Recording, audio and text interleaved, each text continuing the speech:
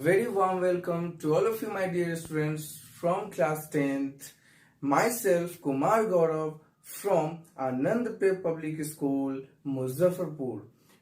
As I come here for discussing about a very important topic, the first chapter of your English literature book, The First Flight, in which the chapter is A Letter to God. Okay. Here we all have discussed about, हम लोग यहाँ पे आए हैं किस चीज के discuss के लिए। तो सबसे पहले इस चैप्टर के डिस्कस के लिए इसमें सबसे फर्स्ट हम लोग इसके इंट्रोडक्शन के बारे में पढ़ेंगे। इसके इंट्रोडक्शन के बाद फिर हम लोग किस चीज के बारे में पढ़ेंगे, तो इसके समरी के बारे में पढ़ेंगे।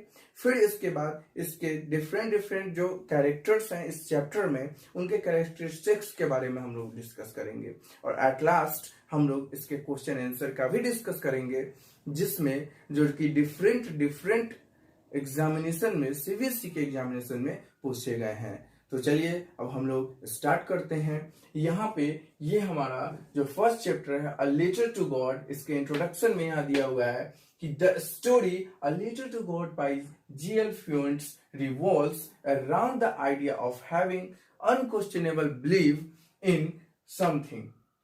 इट मीन्स कि यह जो अ लेटर टू गॉड, जैसे कि नाम से ही स्पष्ट है कि यह एक ऐसा लेटर है जो गॉड को भेजा गया है और उस पे डिपेंड ये सारी की सारी स्टोरी है। तो यहाँ पे लिखा भी कुछ ऐसा ही है जो कि जी.एल. फ्यूएंट्स के द्वारा लिखा गया हुआ है, जिसकी सारी की सारी कहानी किसके इर्द गिर्द घूमती है, तो एक ऐसे आइडिया के बारे में जो कि वह किसी पे एक अनक्वेश्चनेबल बिलीव करता है, यानी कि एक बिना किसी प्रश्न के पूर्ण रूप से एक अंधविश्वास कह सकते हैं, उस पर यह निर्भर करता है। The story is set in a Latin American country. ये स्टोरी जो है वो कहां से, तो लैटिन अमेरिकन कंट्री से लिया गया हुआ है, ठीक है ना। जैसे इसमें दिया हुआ है कि Lencho the farmer who is the protagonist of the story. Protagonist means होता क्या है, can anybody speak what is the actual meaning of protagonist? Actually, yes, of course speak if you can. Actually, protagonist means hero. It means hero of the character. It means nayak. Okay? फिर इसमें हम लोग discuss करते हैं next आगे क्या है कि writes a letter to God seeking help from the Almighty after discovering his entire crop yield destroyed by a devastating hailstorm. It means कि वह एक जो लैंको जो एक किसान रहता है, वो क्या करता है कि who is the protagonist of this story writes a letter to God, वह ईश्वर को एक लेटर लिखता है, seeking help from the Almighty, उस सर्वशक्तिमान से एक मदद के लिए। किस चीज के लिए, क्यों होता है, वो क्यों मदद मांगता है, क्योंकि आफ्टर, इसमें स्पष्ट रूप से दिया भी हुआ है कि after discovering his entire crop yield destroyed by a devastating hailstorm, एक बहुत बड़ा जो है हेलस्टॉर्म आता है, बर्फबारी आती है, जिससे कि उसका पूरा का पूरा जो है वो खत्म हो जाता है, उसका फसल बर्बाद हो जाता है, और उसकी मदद के लिए वो ईश्वर के पास एक लेटर भेजता है, एक पत्र लिखता है। फिर देखते हैं हम लोग क्या होता है कि although his wishes gate fulfilled partially, क्योंकि उसकी जो वो इच्छा है, जो उसकी अभिलाषा रहती है, वो पार्शियली यानी कि आंशिक रूप से उसकी पूर्ण होती है। और फिर इफ नॉट कंप्लीटली, और यद्यपि वो पूरा कंप्लीट नहीं होता है, he is grateful, he is ungrateful, actually he is ungrateful in the end and questions the honesty and modesty of the postmaster who actually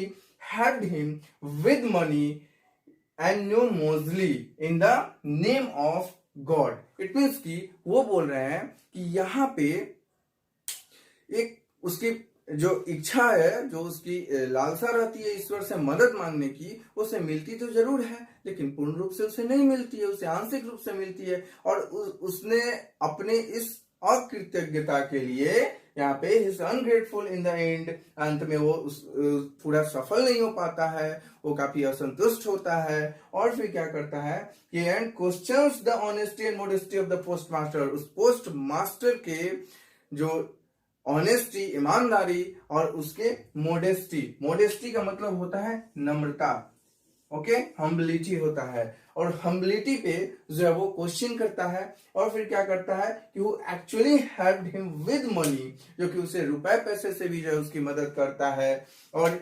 एन्यूमोसली का मतलब होता है, एन्योनिमोसली का मतलब क्या होता है, एनीबॉडी कैन स्पीक। एक्चुअली एन्यूमोसली का मतलब होता है गुमनामी से, चुपचाप, बिना किसी को बताए हुए। और यानी कि वो किसी को पता नहीं चलता है, एक्चुअली लैंको को पता नहीं चलता है। और फिर से वो उसकी मदद करता है in the name of God, ईश्वर के नाम पर। और फिर ये हमारा इस चैप्टर का इंट्रोडक्शन है। अब हम लोग बढ़ते हैं इसके समरी की तरफ। ओके, अब हम लोग देखते हैं इसके समरी की तरफ। यहाँ पे दिया हुआ है कि Lencho was a farmer, Lencho एक किसान था। और फिर क्या था कि Lencho's field needed rain for a good harvest, उसके खेत को एक अच्छे बारिश की जरूरत थी जिससे उसका अच्छा फसल हो सके। फिर सेकेंड पॉइंट है कि he looked expectantly at the sky and it did rain at last, वो काफी आशावादी होकर के और आकाश की तरफ देख रहा था और अंत में बारिश हुई भी।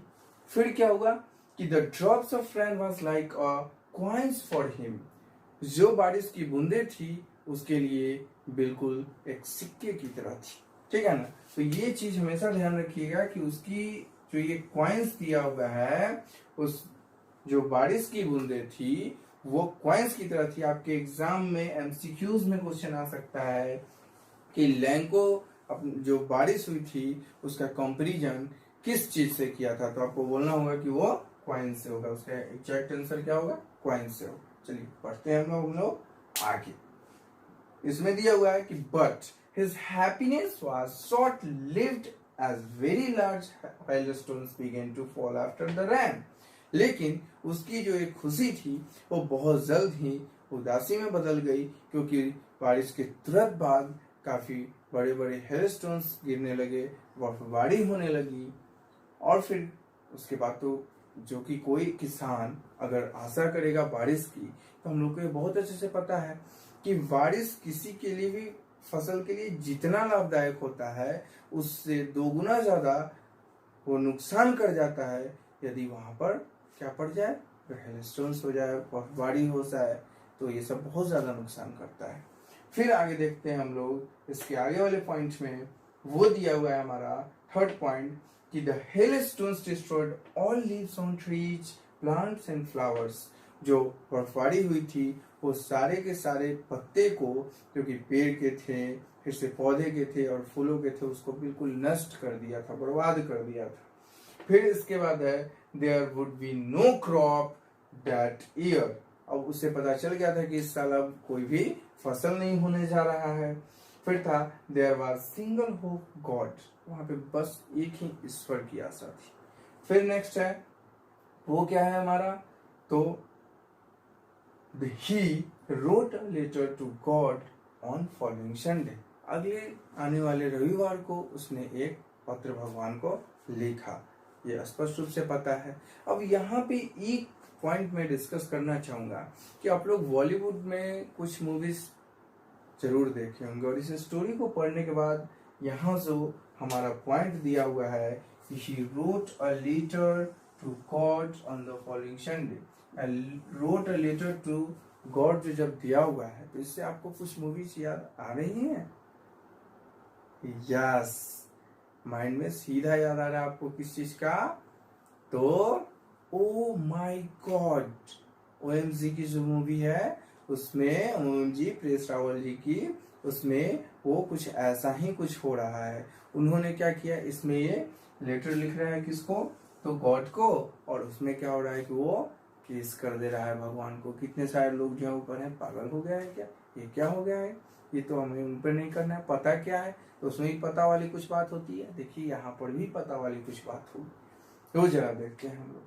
तो हमारा फिर फोर्थ पॉइंट है इसमें, वो क्या है कि he needed 100 pesos, he needed 100 pesos to sow his field again, to sow his field again and to live until the new crops came, जब तक कि न्यू क्रॉप्स जो है नहीं आता है तब तक उन्होंने लिखा कि उसे 100 पेसोस दिया जाए। यहाँ पेसोस को एक चीज ध्यान देने की जरूरत है हम लोगों को, जैसा कि हम लोगों ने इसके इंट्रोडक्शन में स्टार्टिंग में ही पढ़ा है कि लैटिन अमेरिकन कंट्रीज का स्टोरी।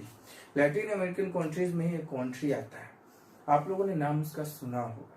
वो कंट्री का नेम है क्या है, वो मैक्सिको है। क्या नेम है, मैक्सिको। जो हाल ही में अमेरिका में ये लॉकडाउन जो हम लोग इंडिया में सुन रहे हैं, अमेरिका में लॉकडाउन आज से 6 महीने साल भर पहले हो चुका था। और उस समय लॉकडाउन इसलिए हुआ था क्योंकि वहां पे जैसा कि हम लोग को पता है कि डोनाल्ड ट्रंप साहब ने वहां पे किस चीज को बनाने के लिए कहा था, तो वो वॉल एक बनाने का पहले से अपने जनता से प्रॉमिस किया था, अपने पब्लिक से, कि एक वॉल बनाएंगे जो कि मैक्सिको को पूरी तरह से कवर कर देगा। क्योंकि माना जाता है कि बहुत सारे रिफ्यूजीज जो है वो मैक्सिको के थ्रू होकर के और द यूएसए में प्रवेश करते हैं। तो उसके लिए वो फंडिंग जुटाना चाहा, क्योंकि उस देश में इस साल जो है उसका चुनावी साल है, इस बार वहां पे इलेक्शन होने वाले हैं। तो वो अपने जो वादा के मुताबिक अगर वो जाता है फिर से वोट मांगने, तो लोगों से तो बोलेगा ना कि मैंने बोला था ये वॉल बनाऊंगा तो मैंने इसे बना दिया। इसके लिए उन्होंने किया था, तो वहां पे कांग्रेस का कुछ अलग फंडा है, वो सब बहुत सारी बात है, आप लोगों ने एसएसटी में पढ़ा भी होगा। तो वहां पे उसने क्या किया था, उसने न फंड मिलने के कारण लॉकडाउन करवा दिया था, सारे सरकारी कामकाज को ठप करवा दिया था। हमारे अभी पूरे इंडिया में हम लोग को पता है कि लॉकडाउन कंप्लीट है, हर चीज बंद है। तो लॉकडाउन पहली बार जो है वहीं पे सुना गया था। अगर आप लोग न्यूज पेपर पढ़ते होंगे, जानते होंगे, तो जरूर जानते होंगे। चलिए, तो बढ़ते हम लोग यहाँ पे बात किए थे हम लोग पेसोस का। तो पेसोस जो होता है वो क्या होता है, पेसोस एक करेंसी है जो लैटिन अमेरिकन कंट्रीज में से कुछ का है, जैसे यूरुग्वे हो गया, उरुग्वे हो गया, और फिर से मैक्सिको हो गया। ऐसे ही एक दो ऐसे देश हैं जिनका जो है वो ये है हमारा करेंसी पेसोस, ठीक है। तो यहाँ पे मैक्सिको की कहानी को लेकर के हम लोग चलते हैं। फिर आगे देखते हैं तो क्या है कि he needed 100 pesos to sow his field again and to live until the new crops came। जब तक नया क्रॉप जो है तब तक की जो है वो 100 pesos का डिमांड अपने ईश्वर से करता है, उनको लेटर लिखता है। फिर नेक्स्ट क्या होता है कि he wrote to God on envelope and put it into mailbox। The postmaster laughed heartily and took it into postmaster। फिर उसे जो है वो सारे अपने एनवेलप को लिख करके और फिर से उसे जो है मेल बॉक्स में डाल देता है। पोस्टमास्टर जब उस लेटर को लिखता है, देखता है, तो वो काफी दिल से हंसता है और फिर उसे पोस्टमास्टर को दे देता है। अब फिर आगे क्या होता है, बढ़ते हैं फिर हम लोग आगे इस शामिल में, ठीक है। आप लोग इसका स्क्रीनशॉट एक बार ले सकते हैं ताकि आपको आने वाले समय में इसका काम आ सके, आप लोग नोट डाउन कर सके। और हाँ, इंट्रोडक्शन जो मैंने अभी जस्ट थोड़ी देर पहले डिस्कस किया था उसका भी स्क्रीनशॉट जरूर कर लीजिएगा और उसे नोट डाउन कर लीजिएगा, क्योंकि आपके आने वाले इस नोट्स का बहुत ही ज्यादा आपके आने वाले समय में उपयोग होगा। इस चैप्टर को कंप्लीट करने में, पढ़ने में, समझने में आपको बहुत हेल्प करेगा। ओके, चलिए तो बढ़ते हैं हम लोग आगे। समरी में फिर बढ़ते हैं हम लोग आगे। Here is given, postmaster read letter and so faith in God, so decided to help Lenko। अब इस लेटर को पढ़ने के बाद जो पोस्टमास्टर है वो इतना ज्यादा ईश्वर पे विश्वास के कारण उसने निर्णय लिया कि वो लेंको की मदद करे। He collected 70 pesos, याद रखिएगा, he collected 70 pesos only from employee and himself distributed a part of salary। यानी कि वो अपना और अपने एम्प्लॉइज का जो सैलरी जो पूरा कलेक्ट किया उसका कुछ पार्ट, तो फिर वो 70 पैसोज ही वो कलेक्ट कर पाया। पैसा नहीं, पेसोज, जो कि किसका करेंसी है, बोलिए, ये करेंसी है मैक्सिको की। और हम लोग को पता है कि कौन से कंट्री की स्टोरी हम लोग पढ़ रहे हैं, हम लोग पढ़ रहे हैं कहाँ का, यस, लैटिन अमेरिकन कंट्रीज का, ठीक है, जिसमें से मैक्सिको की डिस्कस की जा रही है। चलिए आगे बढ़ते हैं। The second point is that the letter reach to Lencho with signature of God. अब वो लेटर जो है लेंको के पास पहुंच रहा है जिसमें गॉड का सिग्नेचर हो रहा है, इन इट विद मनी, और उसमें जो है गॉड का सिग्नेचर हो रहा है, पैसे के साथ पहुंच रहा है। Lenko's happiness was turned into anger when there was 30 pesos worth of money। अब उसकी खुशी तुरंत जो है वो खत्म हो गई। जब उसने देखा तो उसकी खुशी तुरंत गुस्से में बदल गई जब वहाँ पे केवल 70 पेसोस ही थे, 30 पेसोस उसके कम थे। ओके, फिर क्या होता है, थर्ड पॉइंट है कि so he wrote another letter to God reminding him that he received 70 pesos sent by him. He asked God not to send the rest of 50 pesos through mail as post office employees were a bunch of crooks. It means कि वो करता क्या है कि जब वो देखता है तो फिर से वो उसके पास 30 पेसोस कम है तो फिर से एक दूसरा लेटर वो गॉड को भेजता है और फिर क्या होता है उनको यह याद दिलाते हुए कि he received 70 pesos sent by him, जो उनके द्वारा भेजा गया वो 70 पेसोस है उसे रिसीव कर लिया है। और फिर क्या हुआ है कि he asked God not to send the rest of 30 pesos through mail. तो फिर से वो ईश्वर से पूछता है या बोलता है कि जो बचे हुए 30 पेसोस जो है वो उस मेल से न भेजने के लिए, बिकॉज जैसा कि दिया हुआ है यहाँ पे कि as post office employees word, post office employees word, sorry is there, the post office employees were bunch of crooks। यहाँ पे जो पोस्ट ऑफिस के एम्प्लॉइज हैं वो बिल्कुल बंच ऑफ क्रूक्स हैं, यानी कि चोर हैं। उन लोगों ने मेरा 30 पेसोस जो है वो चुरा लिया है। ठीक है, तो इस तरीके से अभी हम लोगों ने इसके पूरे समरी का डिस्कस कर लिया। समरी अब क्लियर हो गया। अब हम लोग इसको बढ़ते हैं। अब हम लोग इसमें डिफरेंट कैरेक्टर्स के भी बारे में जानने के लिए इस चैप्टर्स में कौन कौन से कैरेक्टर्स थे, उनका क्या क्या उसमें बिहेव था। तो चलिए बढ़ते हैं हम आगे। इस आगे बढ़ने से पहले आप लोग इसका एक स्क्रीनशॉट ले सकते हैं जिसे आप लोग अपने नोट डाउन करते हैं। करने से पहले हम यहाँ पे एक चीज का डिस्कस करना चाहेंगे कि यहाँ पे लैंको जो है वो ऑफिस एम्प्लॉइज को बंच ऑफ क्रूक्स, यानी कि वो इन लोगों को करप्टेड क्यों बोला है, क्यों इस तरीके के वर्ड्स का यूज किया है, क्योंकि उसे एक बहुत ही ज्यादा गॉड पे फेथ था। उसे पता था कि गॉड कभी गलत नहीं हो सकते हैं, भगवान कभी किसी तरीके से भी कम नहीं कर सकते हैं, वो हमेशा उनका कैलकुलेशन सही रहता है। आपने बिल्कुल सही भेजा है, लेकिन ये बचे हुए जो 30 पैसे जो कि कम पड़ गए हैं वो ये सारी एम्प्लॉइज जो है वो खा गए हैं, वो चोरी कर लिए, इसलिए उसने ऐसा बोला था। यहाँ सीधी सी बात है कि लैंको एकदम सीधा साधा और अनक्वेश्चनेबल बिलीफ और फिट करने वाला था गॉड को, और जिसके कारण जो उसका ऐसा सोच था। ठीक, चलिए अब हम लोग बढ़ते हैं अपने कैरेक्टर्स के जो है the characters of the chapter वाले। ठीक है, characters in the chapter. Here the first character is Lanco. Lanco के बारे में हम लोग यहाँ पे डिस्कस करेंगे कि उसके ऐसे क्या क्या कैरेक्टर्स थे। तो फर्स्ट था वो नैव था। नैव मतलब एकदम सीधा साधा।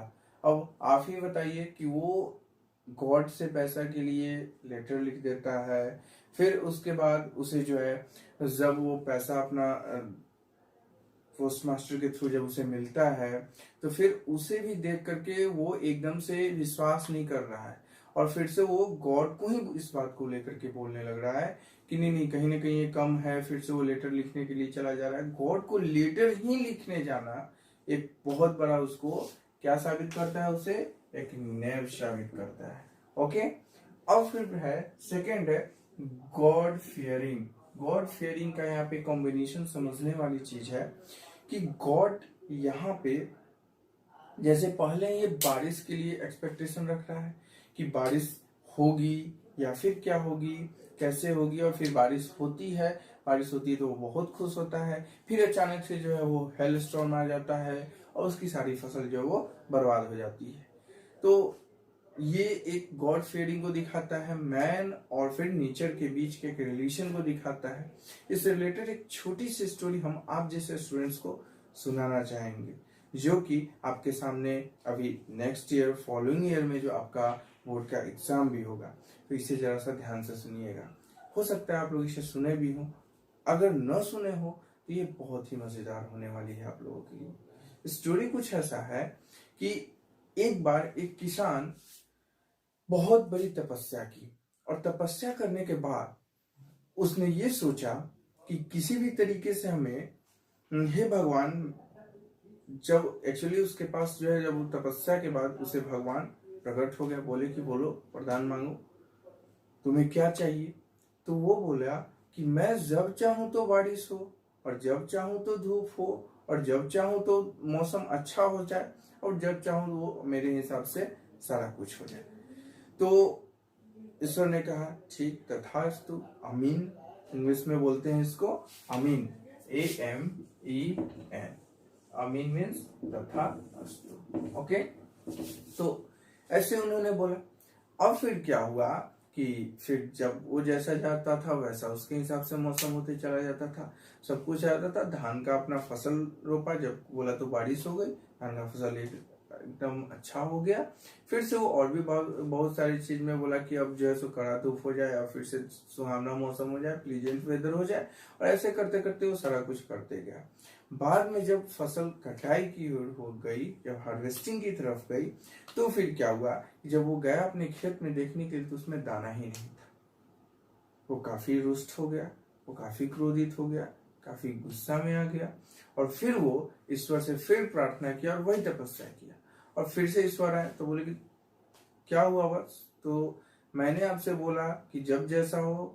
वो मैं बहुत ज्यादा परेशान था, जब चाहता था तो बारिश नहीं होती थी, जब चाहता था तो धूप नहीं होती थी। तो ये सारी परिस्थिति होने के बाद हम आपकी तपस्या की, और फिर आपसे ये सारे मैंने वरदान मांगा था, तो हाँ, तो मैंने तुम्हें दिया। तो वो बोले कि फिर मेरे धान में एक भी बाल क्यों नहीं फूटा, उसका बाल ही नहीं फूटा था, कोई फसल ही सही से नहीं आ पाया था। तो उन्होंने कहा कि देखो, जब बारिश नहीं होती है सही समय पर, जब कड़ी धूप नहीं मिलती है सही समय पर, मौसम उसके अनुकूल नहीं होता है, उस समय उसे संघर्ष करने का मौका मिलता है, स्ट्रगल करने का मौका मिलता है। और जब वो व्यक्ति सही से स्ट्रगल ही नहीं कर पाएगा, वो तुम्हारा फसल सही से स्ट्रगल ही नहीं कर पाया, संघर्ष ही नहीं कर पाया, तो उसके अंदर से फल कहाँ मिलेगा। तो ये हमारी सबसे पहली प्राथमिकता होनी चाहिए अपने जीवन में, कि हमें उसे सही तरीके से मेहनत करना चाहिए, मेहनत करने से भागना नहीं चाहिए, संघर्ष करनी चाहिए, और किसी भी चीज को सीखने के लिए लालायित होना चाहिए, उसके प्रति समर्पित होना चाहिए, तब हमें कुछ चीज यहाँ पे प्राप्त होगी। तो यहाँ पे गॉड फेयरिंग का सेंस कुछ ऐसा है कि कब ईश्वर, प्रकृति किस तरीके से मनुष्य के साथ पेश आएगी और कब क्या करेगी, ये तो इसकी कोई परिस्थिति नहीं होती है। ये समय ही एक ऐसा चीज है जो लॉकडाउन में भी लोगों को इतने अंदर रखने की और मजबूर कर दिए हुए है। सारा कुछ रहते हुए, सारे संसाधन रहते हुए भी मनुष्य अपने बहुत ही जरूरी सामान को लेकर के ही कभी किसी जगह पर बाहर निकल पा रहा है। तो ये एक हमारा सेकंड कैरेक्टर यहाँ पे दिखा रहा है। थर्ड है अनक्वेश्चनेबल फेथ इन गॉड। ये तो लगातार हम उसी समय से कहते आ रहे हैं, इसके इंट्रोडक्शन में भी मैंने बोला है, इसके समरी में भी मैंने कई बार डिस्कस किया है, और फिर तो पता ही है कि उसमें बिना किसी प्रश्न के और एकदम अच्छे से लैंगो को अपने ईश्वर पे भरोसा था कि वो ऐसा जरूर करेंगे।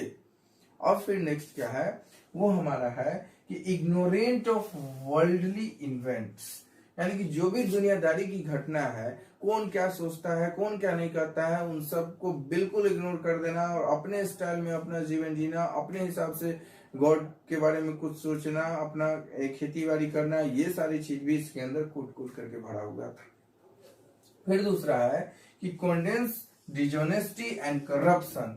इस चैप्टर में जैसा कि पहले ही डिस्कस किया गया कि 70 पेसोज ही उसे मिला, 30 पेसोज उसे नहीं मिला, तो वो इस चीज का हमेशा निंदा किया करता था कि ये जो डिजोनेस्टी, बेईमानी या फिर करप्शन, जो बंच ऑफ क्रुक्स के नाम से जो है स्टार्टिंग में दिया भी हुआ है चैप्टर के एंड में, एंड वाले लाइन में सेंटेंस यही होगा, आपके अगर बुक देखे होंगे तो आपको पता होगा।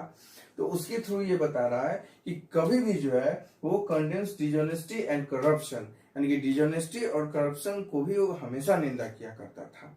तो ये रहा हमारा लैंको का कैरेक्टर। लेंको के कैरेक्टर के बारे में हमने डिस्कस कर दी। ये नैव था, यानी कि सीधा साधा था, भोला वाला था। गॉड फेरी, यानी कि ये गॉड से हमेशा डरा करता था, और यहाँ पे मनुष्य और फिर गॉड के बीच में एक अच्छे रिलेशन को, स्ट्रगल को, और फिर उनके सच्चाई को दिखा रहा है। फिर से हमारा थर्ड है अनक्वेश्चनेबल बिलीव और फेथ इन गॉड। फिर नेक्स्ट हमारा है इग्नोरेंट ऑफ वर्ल्डली इवेंट्स, यानी कि दुनियादारी से उसको बिल्कुल परे रहना, उसकी अपनी स्टाइल में उसकी सारी चीजों को करना। फिर नेक्स्ट है कॉन्डेम्स डिसऑनेस्टी एंड करप्शन, और फिर से ये सारे जो सबका करप्शन का, डिसऑनेस्टी का हमेशा से निंदा किया करता था। फिर देखते हैं हम लोग आगे क्या है। तो यहाँ पे अब हमारा है नेक्स्ट है वो है पोस्ट मास्टर के कैरेक्टर के बारे में हम लोगों को अब डिस्कस करना है, ठीक है ना। तो इनके क्या क्या कैरेक्टर से जरा सा हम लोग देख लेते हैं। यहाँ पे फर्स्ट है हमारा कॉम्पैशनेट का मतलब होता है यहाँ पे ये दयालु किस्म का स्वभाव का व्यक्ति था। जैसे हम लोग अभी हाल ही में पढ़े हैं, उसमें हम लोगों ने देखा है कि वो इतना दयालु था कि वो अपना पैसा, वो गॉड पे इतना फेथ किसी व्यक्ति का देख करके उसने अपना पैसा और अपने एम्प्लॉय से कलेक्ट करके उसे जो भी संभव हो पाया उसे वो कलेक्ट करके और उसे गॉड के नाम पर, गॉड के थ्रू के लिए उसने भिजवाया। किसको? तो लेंको को। फिर देखते हैं आगे। तो दूसरा हमारा है अंडरस्टैंडिंग। वो समझदार था, वो बहुत ही अच्छा व्यक्ति था, क्योंकि वो सही और गलत को समझता था, जानते हुए भी कि गॉड नहीं आएंगे, फिर भी उसके भरोसा को न तोड़ना चाहता था, और इस चीज के लिए उसने ऐसा कदम उठाया था, और फिर से उसने लेंको को मदद करने की कोशिश की थी और की भी थी। चलिए आगे देखते हैं। थर्ड हमारा एमिएबल पर्सन का मतलब होता है यहाँ पे इनोसेंट, बिल्कुल सही, एकदम अच्छे से बात करना, और एकदम जेंटलमैन के रूप में इसको बोल सकते हैं। एमिएबल यानी कि जेंटलमैन, ओके, जेंटलमैन हम लोग बोल सकते हैं, ओके। यहाँ पे एमिएबल पर्सन का मतलब जेंटलमैन बोल सकते हैं। फिर नेक्स्ट है हमारा वेल बिहेव। इसमें तो कोई शक नहीं है कि उसकी जो बिहेवियर थी वो बहुत ही अच्छी थी, और इसलिए वो ये सारी चीज को की। तो स्टूडेंट्स, ये आप इसे अच्छे से एक स्क्रीनशॉट ले सकते हैं, और ये आपका जो कैरेक्टर स्केच जो हमेशा आता है, एग्जाम में आता है, आपसे पूछा जाता है, तो उसमें भी आपको बहुत ही हेल्प करेगा इन दोनों के कैरेक्टर स्केच। चलिए अब हम लोग बढ़ते हैं प्रीवियस ईयर के क्वेश्चंस की तरफ, ओके। अब देखते हैं हम लोग प्रीवियस ईयर क्वेश्चंस की तरफ। यहाँ पे फर्स्ट क्वेश्चन है कि what did Lanco compare the raindrops to and why? Here raindrops के बारे में डिस्कस किया गया हुआ है कि raindrops को उसने किस चीज से कंपेयर किया था। तो मैंने इंट्रोडक्शन में ही शुरू में बताया था कि उसमें उसे किस चीज से डिस्कस किया था? यस, क्वाइन से डिस्कस किया था। वेरी गुड, इससे कंपेरिजन किया था, ओके। नेक्स्ट है कि who was Lenko? Who was Lenko? Lenko was a farmer. Lenko was a farmer. Lenko क्या था? एक farmer था। Lenko was a farmer. Okay. What were his main problems? What were his main problems? तो पूरे book में, पूरे chapters में हमने जो पढ़ी थी उसमें यही उसके 2 प्रॉब्लम्स थे। फर्स्ट, क्यों बारिश चाहता था ईश्वर से, तो ईश्वर ने उसे बर्फबारी करवा दिया। दूसरा, उसने पैसे मांगे ईश्वर से, गॉड को लेटर लिखा, गॉड को पत्र लिखा और पैसे मांगे 100 पेसोस, तो उसे 70 पेसोस मिले। This were the 2 main problems of Lencho, okay. Third है, वो हमारा क्वेश्चन है कि why did Lencho not want the money to be sent through mail. हम लोगों ने पढ़ा था कि वो उसमें बोले हुए कि द बंच ऑफ क्रूक्स के नाम से अपने जो एम्प्लॉइज हैं, उसके पोस्ट ऑफिस के एम्प्लॉइज हैं, उनको बंच ऑफ क्रूक्स यानी भ्रष्टाचारी के रूप में कह रहा है। इसलिए कभी वो नहीं चाहेगा कि वो उस थ्रू जाए, क्योंकि वो लोग पैसे उसके रख लिया करते थे। ये ऐसा इस चैप्टर्स में उसके फेथ को दिखाता है। उस लेंको ने इस बात को वहाँ पे ऐसा बोला था। चलिए तो अब हम लोग नेक्स्ट क्वेश्चन देखते हैं कि describe Lenko's qualities in light of his faith in God। इसमें एक लाइन जो कि पूरे बुक का हम लोगों का एक समरी है, वो क्या है कि unquestionable faith in God. Lanco का जो है वो ये तो इस लाइन के लिए डेफिनेटली लिखना है कि Lanco has a very good quality of unquestionable faith in God. Okay, चलिए इसका नेक्स्ट क्वेश्चन है कि do you have faith in God like Lanco.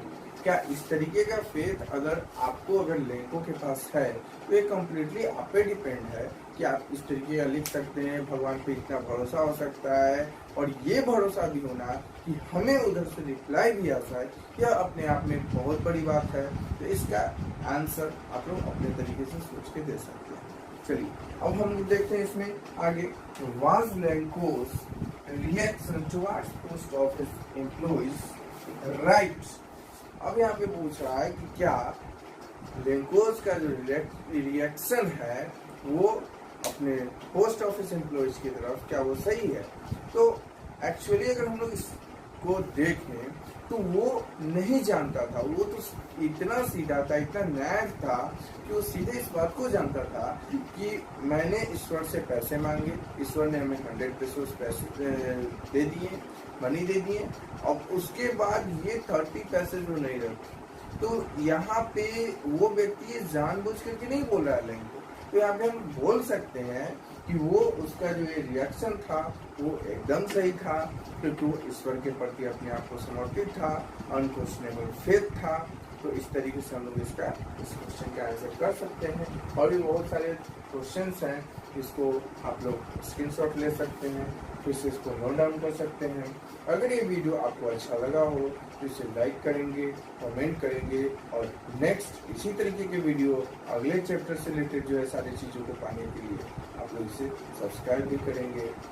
चलिए आसपास में अपने साफ सफाई बनाए रखिए, अपने घर पे रहिए, सुरक्षित रहिए। Thank you, bye bye.